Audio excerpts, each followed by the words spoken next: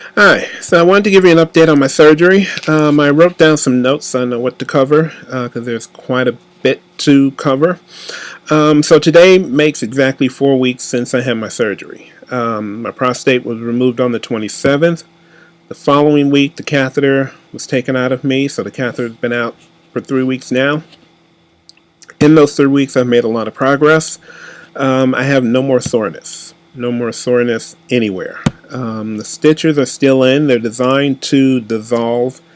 And I was told that happens, it takes about 2 months. So I'm still careful with them. I can definitely shower. I just don't scrub the area, or, when I'm drying off, I make sure to pat it instead of rub it.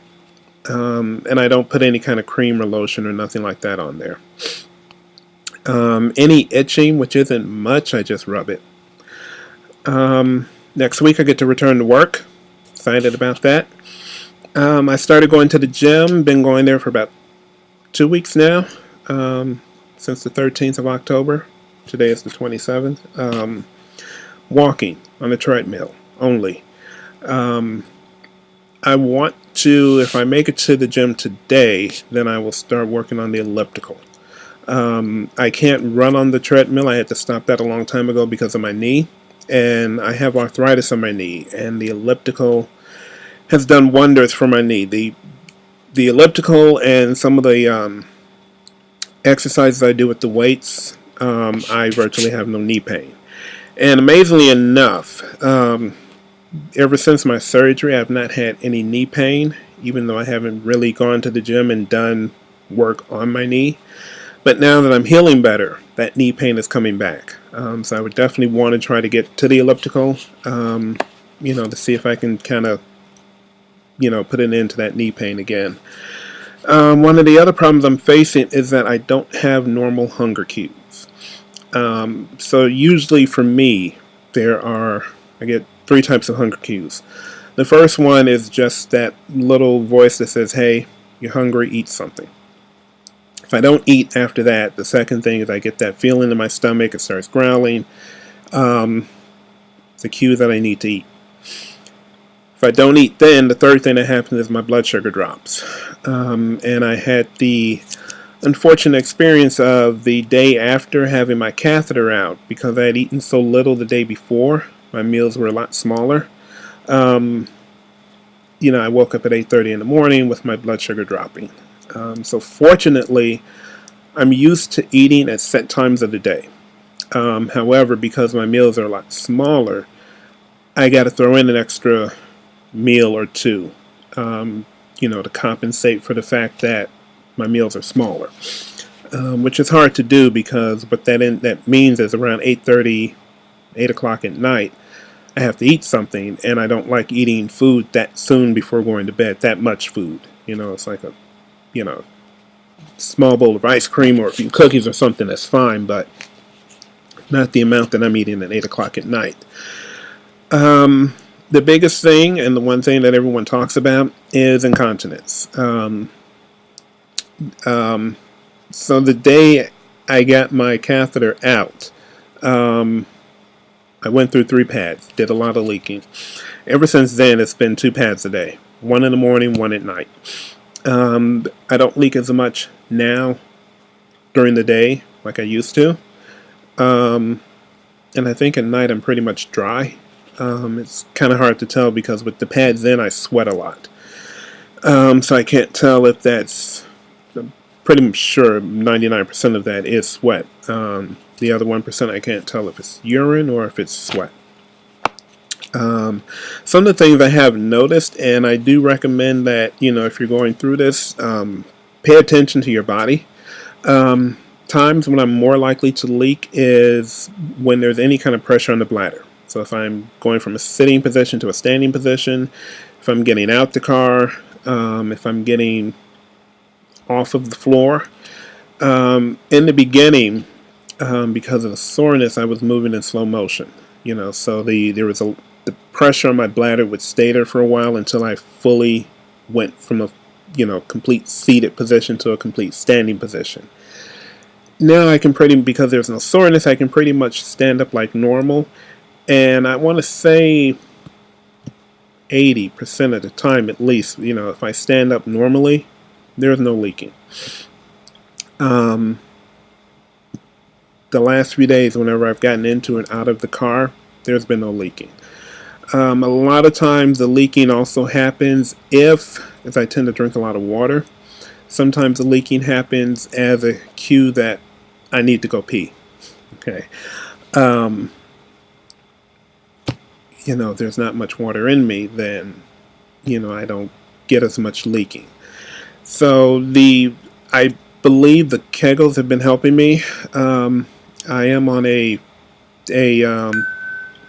support group on Facebook, and there's been some debate about how many Kegels you should do. All right, there are some people who swear by doing 100 Kegels a day. There are others who swear by doing a handful a day. Lately, I've been doing anywhere between 80 and 100 a day. For me, that's been working out fine. I also, like I said, I monitor my water intake. If I'm going to be driving or if I'm not going to have access to a bathroom, I'm careful about the amount of liquids that I drink. The only thing I can say about that is, it comes with time. Just be patient, listen to your body, find out when it's, when are you more likely to leak, when are you more likely to use the bathroom. Definitely drink the water. I do about 3 quarts of water a day. You want to drink the water. But like I said, sometimes I will go periods without it because I'm not near a bathroom. Or like yesterday I went to the movies. I don't want to be running out of the movie to use the bathroom. So there was a period where I did not drink any water. As far as bathroom use at night, I get up on a good night, which is an average night, I get up about 3 times. On a perfect night, I'll get up once, and that has only happened once. On a really bad night, I will get up 4 times, and that's only happened once. So I usually get up about 3 times at night. No accidents in the bed. It is a little bothering because it's like it interrupts my sleep, so it's like I wake up every morning and I'm a little on the tired side because, I had to get up 3 times in the middle of the night. That, along with the fact that I'm hungry.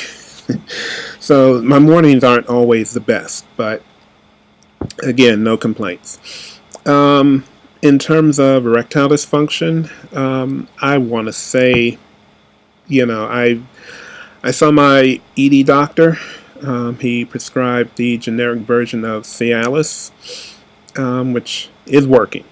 And he also he's prescribing a pump, which the first thing they have to do is see what my insurance will cover, and then they will contact me. And then I will take it from there. So in about 2 to 4 weeks, I'll know more about the pump. But right now I'm on the Cialis 4 milligrams. It's working. Like I say, it's not. My erections aren't where they were. They're about like 30%. Today I want to say it was about 40% maybe. But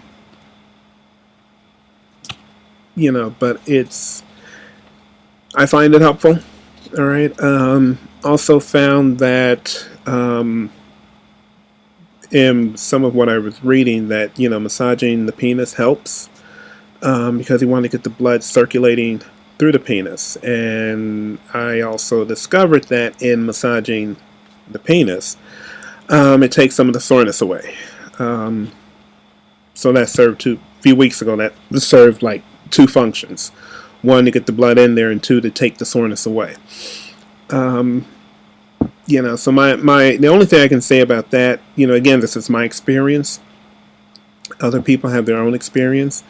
If you're going through this, definitely, talk to your doctor, let them know what's going on, follow the treatment that he or she gives you, and be patient.